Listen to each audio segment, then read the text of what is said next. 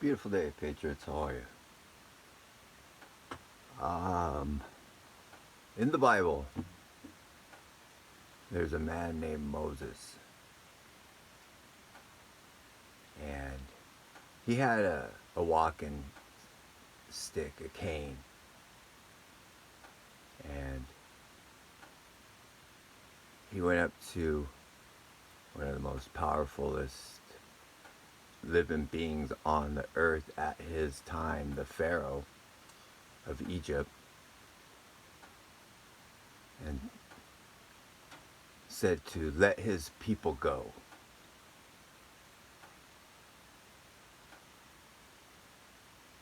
And there's a very famous story within the Bible talking about Moses and his walking stick, and then the Pharisees, sorcerers, and magicians and wizards that also had walking sticks that they turned into snakes.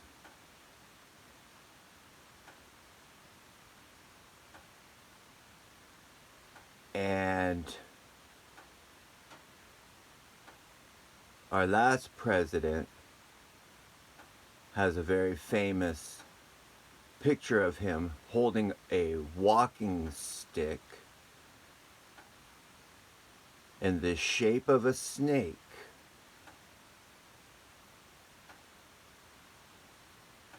with it covering one of his eyes, looking at the camera. Yes? He also has a very famous poem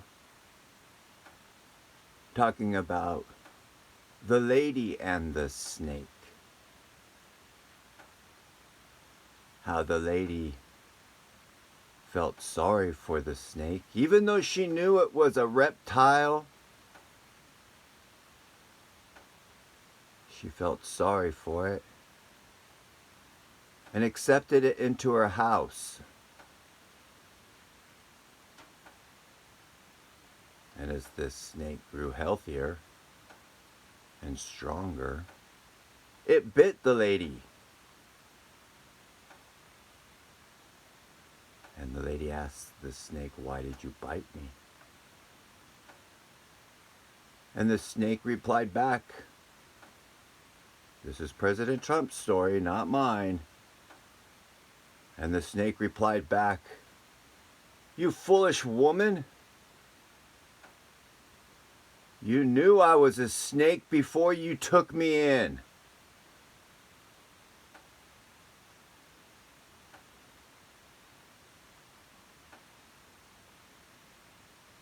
What would happen to a country when its leaders fall or die or executed or just have natural causes and pass on? Does a country mourn for the loss of its leader?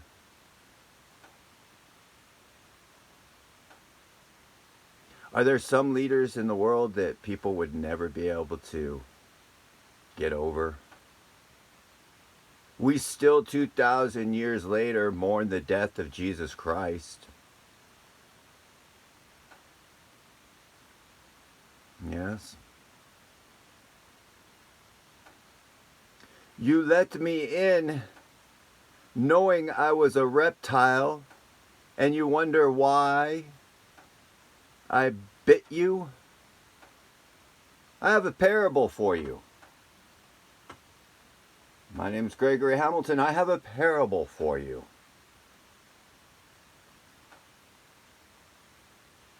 In this book talks about witches and witchcraft, and how the devil's schemes never sleep, that we must be on our toes at all times, We do not accept Jesus Christ into our life and then go back to our old ways. Quite the contrary. We accept Jesus Christ in our life and our lives change drastically. We no longer become part of this world. So my parable unto you, I say, it's a known fact that all men fall short of perfection. It is a known fact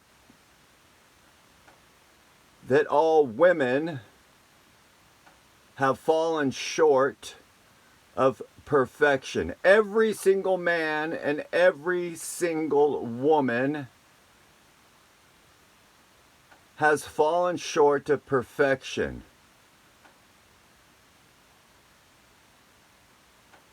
We know that every single man and every single woman that's born and alive today will sin today. They will sin tomorrow. There is no one that is perfect. We will do things that we wish and regret later. Every single one of us. Every single man and every single woman has the potential of good and greatness in them beyond measure. So much so that we are afraid of our potential. Yes? Every single man and woman has the potential of greatness beyond measure. Every single man and every single woman alive has the potential of doing great harm to others and themselves.